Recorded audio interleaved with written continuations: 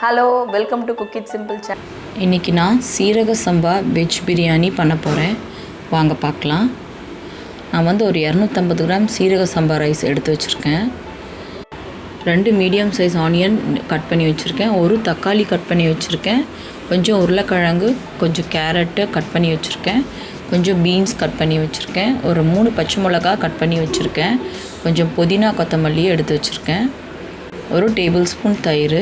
இப்போ அரைக்கிறதுக்கு கொஞ்சம் வெங்காயம், நட்சத்திர சோம்பு, அதுக்கப்புறம் பிரிஞ்சி இலை, ஒரு 4 கிராம்பு, கொஞ்சம் கல்பாசி, கொஞ்சம் பட்டை, ஏலக்காய், இது எல்லாத்தையும் நான் மிக்சியில் அரைச்சிக்க போகிறேன்.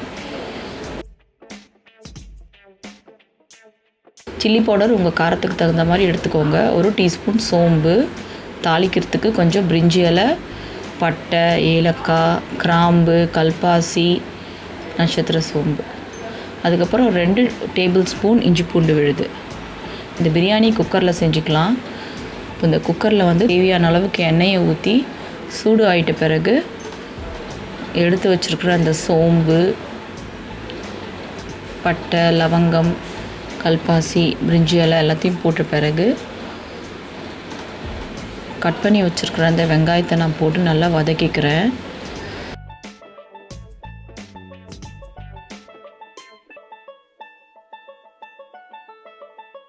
இப்போ இந்த ஹோல் பிரியாணிக்கும் தேவையான அளவுக்கு உப்பு போட்டுக்கிறேன். அதையும் நல்லா வதக்கிக்கிறேன். உங்களுக்கு எவ்வளோ உப்பு தேவையோ நீங்கள் போட்டுக்கலாம். அதுக்கப்புறம் அந்த கட் பண்ணி வச்சுருக்கிற அந்த தக்காளியும் போட்டுக்கிறேன். அதையும் நல்லா வதக்கிக்கிறேன். இல்லை, இப்போ அரைக்க வேண்டியதெல்லாம் அரைச்சிக்கலாம். வெங்காயம், இந்த பட்டை, கிராம்பு, ஏலக்காய் எல்லாத்தையும் போட்டு மிக்சியில் நான் நல்லா விழுதாக அரைச்சிக்கிறேன். பாருங்கள், நான் அரைச்சி எடுத்து வச்சுருக்கேன். இப்போ எடுத்து வச்சுருக்கிற காய்கறி எல்லாத்தையும் போட்டு நான் இதை வதக்கிக்கிறேன். அது நல்லா வதங்கிட்ட பிறகு இஞ்சி பூண்டு விழுதையும் போட்டுக்கிறேன். அதையும் நல்லா வதக்கிக்கிறேன். இப்போ இந்த பச்சை மிளகாவை போட்டுக்கிறேன். பச்சை மிளகாவை போட்ட பிறகு நல்லா வதக்கி விட்டுறேன்.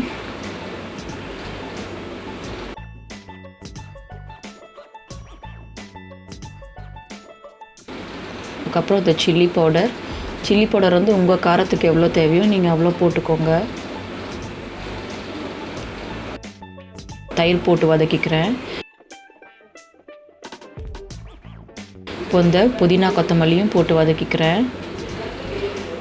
இந்த சீரக சம்பா அரிசியை நல்லா கழுவிட்டு தண்ணிலாம் இல்லாமல் நல்லா வடிகட்டிட்டு இந்த அரிசியை நான் இப்போது இதில் போட்டுடுறேன். அதையும் நல்லா வதக்கிக்கலாம். இந்த மாதிரி வதக்கிறதுனால உங்களுக்கு அரிசி ஒன்றோட ஒன்று ஒட்டாமல் வரும்.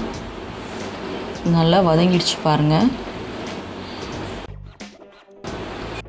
இப்போ நம்ம மிக்சியில் அரைச்சி வச்சுருக்கோம் இல்லைங்களா, அந்த கரம் மசாலா விழுதை நான் இதில் போட்டுறேன். அதையும் நல்லா வதக்கி விட்டுறேன்.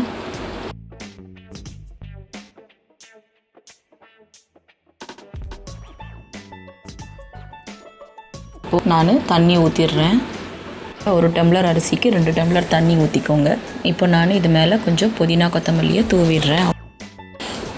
குக்கரை இப்போ மூடிட்டு இது ஒரு 2 விசில் வரட்டுங்க. இப்போ 2 விசில் வந்துருச்சுங்க. ஓப்பன் பண்ணிடலாம். ப்ரெஷர் நல்லா அடங்கிடுச்சு. ரொம்ப கிளற வேணாம், அரிசி உடஞ்சிரும் சூட்டில் கிளறுனா. பாருங்கள், அரிசி நல்லா உடையாமல் நல்லா உதிரியாக வந்திருக்குங்க. அவ்வளோதாங்க, சீரக சம்பா வெஜ் பிரியாணி ரெடி ஆகிடுச்சு. இது நீங்கள் ரைத்தாவோட சாப்பிடுங்க, சூப்பராக இருக்கும். வீடியோ உங்களுக்கு பிடிச்சிருந்தா லைக் பண்ணுங்கள், ஷேர் பண்ணுங்கள், கமெண்ட்ஸ் போடுங்க, சப்ஸ்கிரைப் பண்ணுங்கள். தேங்க்யூ.